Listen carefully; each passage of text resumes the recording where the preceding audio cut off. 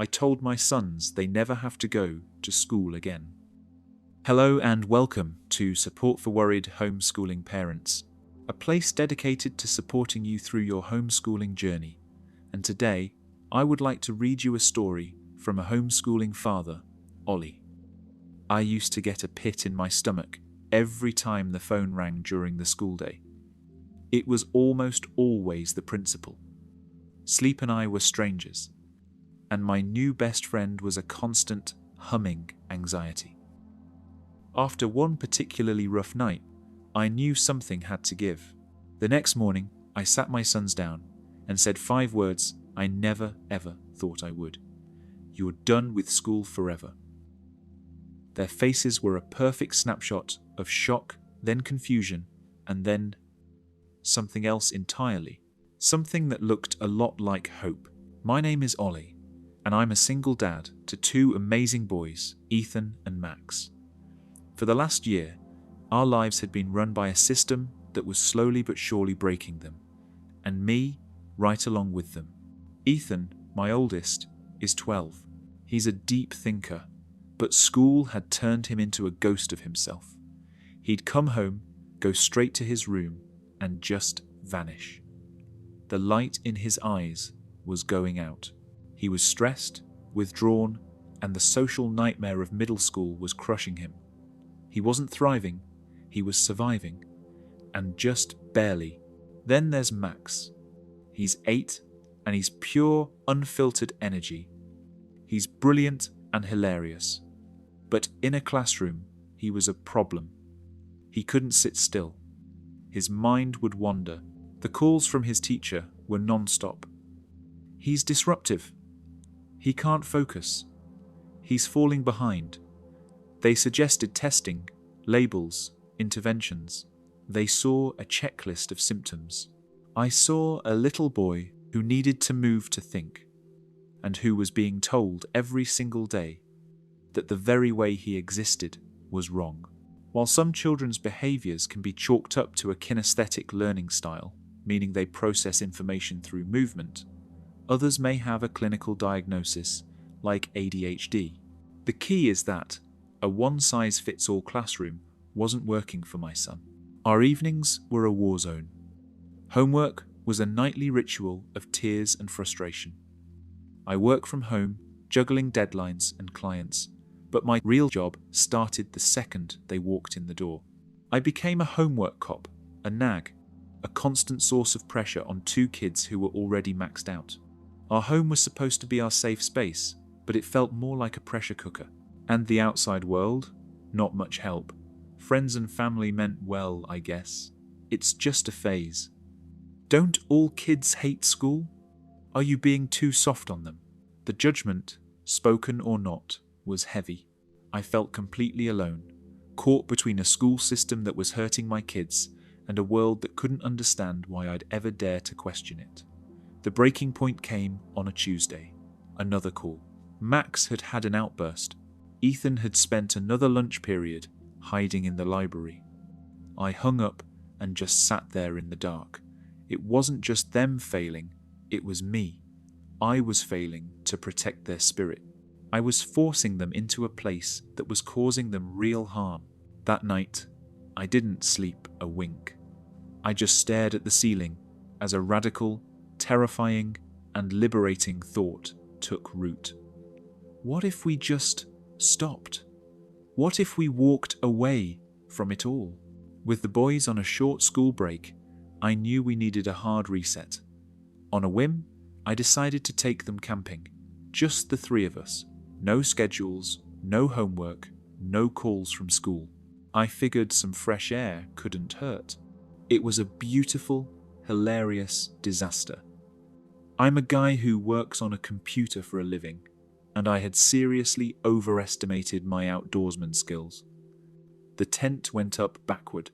I managed to burn the sausages on the outside while they were still frozen on the inside. A raccoon made off with our marshmallows. At one point, I slipped on a mossy rock while trying to teach them to skip stones and fell right into the creek. It was pure chaos, but somewhere in that chaos, the magic happened. I saw my boys again, Free from the pressure of school, Ethan started talking.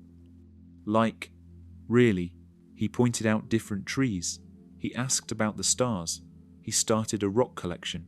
He wasn't withdrawn. He was observant. And Max, my disruptive child, he was in his element.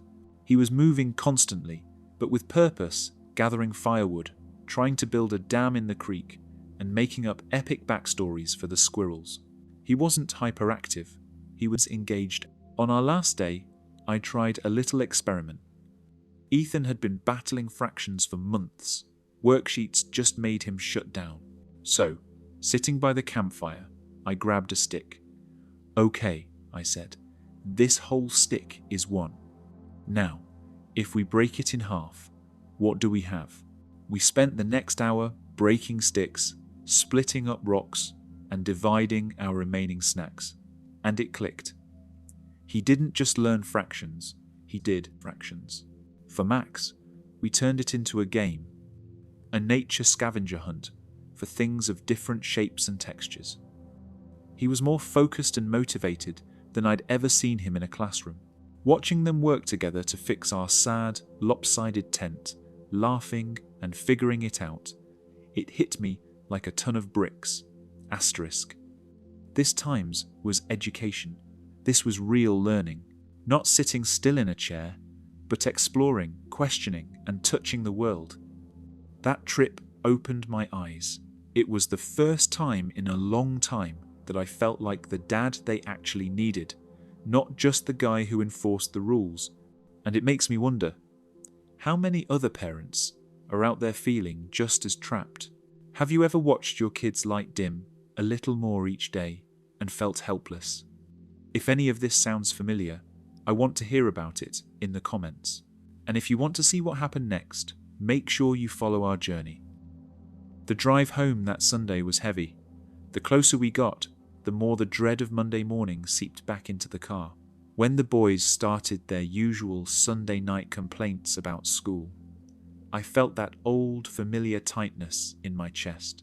But this time, something was different. Underneath the fear, there was resolve.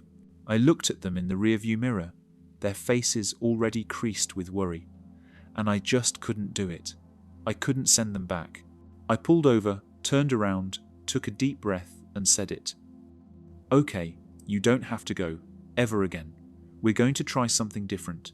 Silence. They just stared at me. Then Max, my literal 8-year-old, asked, Ever? Like, forever ever? And when I nodded, this slow, huge grin spread across his face. Ethan just looked at me, his eyes wide, and I saw that flicker of hope I'd seen a few days earlier burst into a flame. Now, the how. I won't lie, it was daunting. The first thing was figuring out the legal side. Homeschooling is legal in all 50 states, but the laws can be wildly different everywhere you go. In many places, the process starts with a formal letter of withdrawal to the school, but some states require you to file a notice of intent, submit curriculum plans, or even participate in periodic assessments. Step 1 for me was digging into the specific laws for our state. For a minute, the doubts came rushing back. Could a single, working dad really do this? The challenges of balancing work with teaching and managing the cost are real.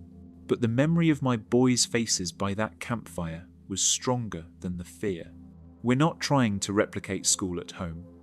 We're leaning into something called unschooling, which is a philosophy centered on the idea that learning is a natural process that happens all the time. It's less about a set curriculum and more about letting their interests lead the way. My job is shifting from teacher to facilitator. I provide the resources, books, documentaries, trips to museums, a ton of art supplies, and then I step back and watch what makes them curious. We're trading textbooks for experiences and rigid schedules for rabbit holes of curiosity. It's about building a life of learning, not just schooling. Asterisk, asterisk, conclusion, asterisk, asterisk. We're at the very beginning of this new path, and I'm sure there will be more hilarious disasters just like that camping trip. There will be hard days, But for the first time in forever, our home is a place of excitement instead of dread. My boys are smiling again. They're asking questions, they're engaged, and they're learning more than they ever did in a classroom because it's about things they actually care about. I've traded phone calls with the principal for conversations about black holes and ancient Rome. It isn't easy.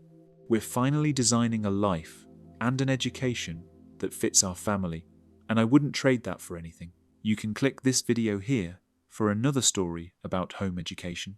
Thanks for listening.